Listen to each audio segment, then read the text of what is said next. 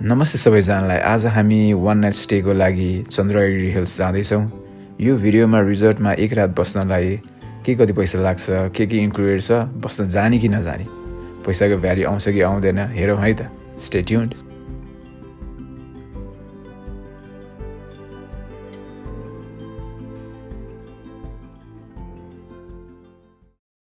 Hello again. हामी घरबाट निस्केर रिङ रोडबाट कलङ्गीतिर जाँदैछौँ। कलङ्गी चोकबाट जम्मा 20-25 मिनटको बाटो छ केबल कार स्टेसनसम्म। एकदमै नजिक छ काठमाडौँबाट। आफ्नो साधन नभएमा टुटल पठाओ कारमा पनि जान सकिन्छ। त्यही 500-600 जति पर्न आउँछ होला कलङ्गी चोकबाट।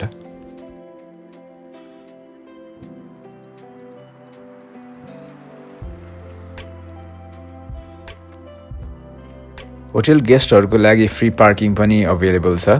हामी अब होटल चेक इनलाई रिसेप्सन आइपुग्यो। यो चाहिँ त्यो केबल कारकै बेस स्टेसनमै रहेछ। केबल कार चाहिँ रुममै इन्क्लुडेड हो, तर रुम बुकिङ छैन भने चाहिँ एकजनाको 700 रुपियाँ पर्न जान्छ आउन जानको लागि। केबल कारबाट काठमाडौँ भ्यालीको राम्रो भ्यू देखिन्थ्यो, तर आज एकदम हुसु लागेकोले राम्रो भ्यू चाहिँ हेर्न पाइएन। 5-7 मिनटमा माथि पुगिन्छ अनि होटल पिकअपको लागि भ्यान पनि रेडी नै रहेछ, जुन चाहिँ रुममा इन्क्लुडेड हो।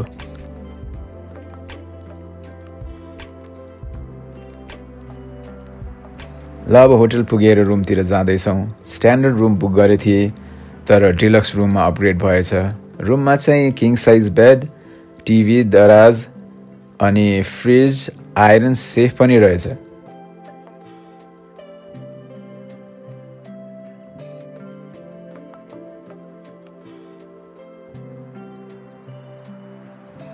बाथरुममा पनि बेसिक कुराहरू, टुथपेस्ट, ब्रस, टावल सबै थियो अनि बाथटब पनि रहेछ। चिसो दिन थियो, त्यही पनि पैसा उठाउनलाई पुलमा चाहिँ गयौँ। बेसरी नै चिसो थियो पानी, तर सफा पनि लाग्यो। त्यसपछि चाहिँ जकुजीमा बस्नलाई एकदमै रमाइलो भयो।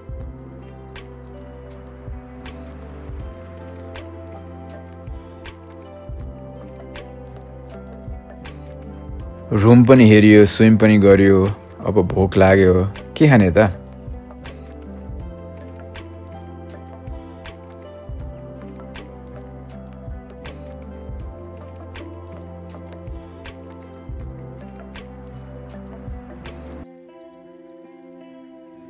बफे डिनरमा हेर्दा खानेकुराको अप्सन चाहिँ धेरै नै रहेछ।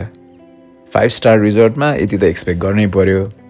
खानामा चाहिँ नेपाली र इन्डियन कुजिन नै थियो, त्यही भोजमा हुने जस्तै मेन्यु नै। पुलाउ, खसीको मासु, चिकन, तरकारी, सागहरू।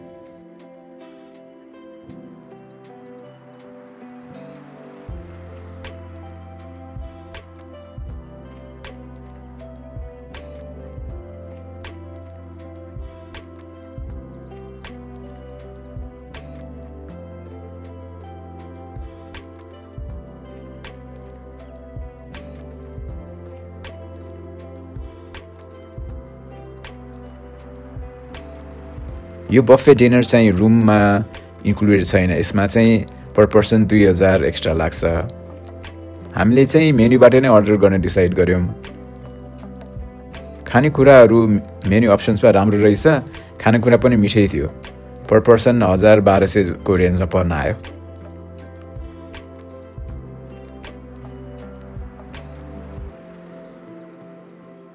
खाना खाएपछि यसो हेरौँ न त रिजोर्टमा के छ भनेर हेर्दा एउटा गेम रुम भेटायौँ। Football table, carrom board, table tennis अनि बच्चाको टोइजहरू पनि रहेछ। 2-3 गेम टेबल टेनिस खेल्यौँ, क्यारम बोर्ड खेल्यौँ अनि निस्क्यौँ। काठमाडौँभन्दा चाहिँ 5-7 डिग्री चाहिँ चिसो नै छ यहाँ। काठमाडौँमा गर्मी भए पनि न्यानो लुगा चाहिँ पक्कै बोक्नु होला। भोलि बिहान चाहिँ मजाले घाम लागेछ। के रहेछ त रिजोर्टमा? रिजोर्टको डिजाइनमा चाहिँ एकदम नेपालीपन झल्किन्छ। काठको झ्याल कुदेको डिजाइन, ढुङ्गाको धारा, माटोको टाइलहरूको छाना, राम्रो चाहिँ छ है यहाँ।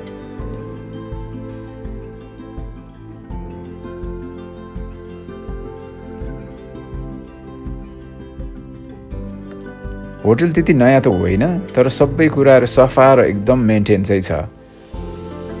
झनै यो पहाड र हिमालको भ्यू देख्दाखेरि त एकदमै रमाइलो लाग्दो रहेछ। 3 थरी रुम्सको अप्सन्सहरू छ रिजोर्टमा। ग्राउन्ड फ्लोरमा स्ट्यान्डर्ड रुम, फर्स्ट फ्लोरमा डिलक्स रुम र माथि चाहिँ बाल्कनी भएको चाहिँ एक्जिक्युटिभ रुम। अफिसको मिटिङको लागि पनि मिटिङ रुम्सहरू पनि छ यहाँ। ब्याडमिन्टन खेल्न पनि कोर्ट रेडी नै छ। यसो हेर्दै डुल्दै रिल्याक्स गर्नलाई धेरै ठाउँहरू छ। आज चाहिँ एकदम राम्रो दिन छ स्विमिङको लागि। पहाड हिमालहरू राम्रो भ्यू देखिएछ। जकुजी चाहिँ बेस्ट नै लाग्यो।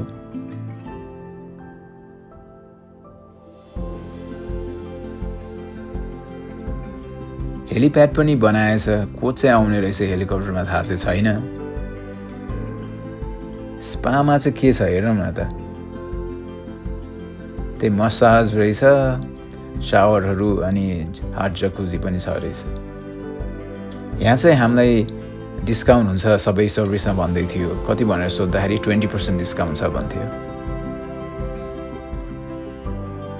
यो रिजोर्टमा 2टा पार्टी हल पनि देखे। 300-400 जनाको पार्टी मजाले गर्न मिल्छ। ब्रेकफास्ट पनि रेडी भइसक्यो। भोक पनि लागेछ। के चाहिँ छ ब्रेकफास्टमा?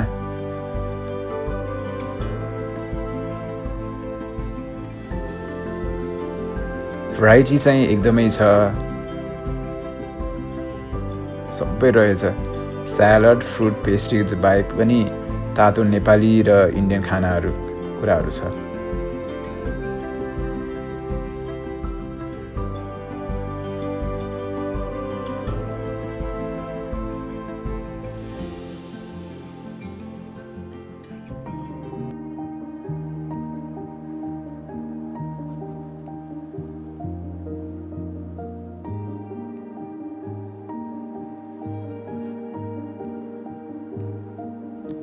अरू के राखेछ?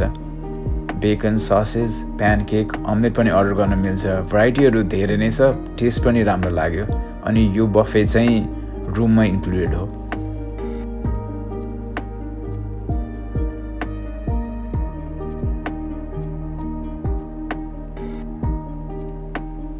ओहो, दामी शेफ फक्सुन्डोलेको फोटो पनि राखेछ। कुनै दिन जानुपर्ने, हेरौँ। नास्ता खाँदै पहाड हिमालको प्यानोरामिक भ्यू हेर्दै रिजोर्टको लोकेसन चाहिँ बेस्ट नै छ। यसको लेआउट जसरी राखेको छ भ्यूजको लागि एकदम राम्रो रहेछ। ब्रेकफास्ट पछि मन्दिरतिर घुम्न जाने प्लान भयो। भ्यानमा 5 मिनट लाग्ने रहेछ। यो पनि रुममै इन्क्लुडेड छ। भलेश्वर महादेव मन्दिर चाहिँ शिवको मन्दिर हो। मन्दिरसँगै हाम्रो लेट किङ पृथ्वी नारायण शाहको स्ट्याचु पनि राखिएको छ। भनिन्छ कि राजाले चन्द्रगिरी डाँडाबाट तल भ्याली देखेर नै एकदमै मन पराएर काठमाडौँलाई राजधानी बनाउने डिसिजन गर्नुभयो। अहिले त मन्दिर पस्नु अगाडि नै रमाइलोको लागि धेरै एक्टिभिटिजहरू राखिएको छ, जस्तै cycling, zip line, horse riding, swing.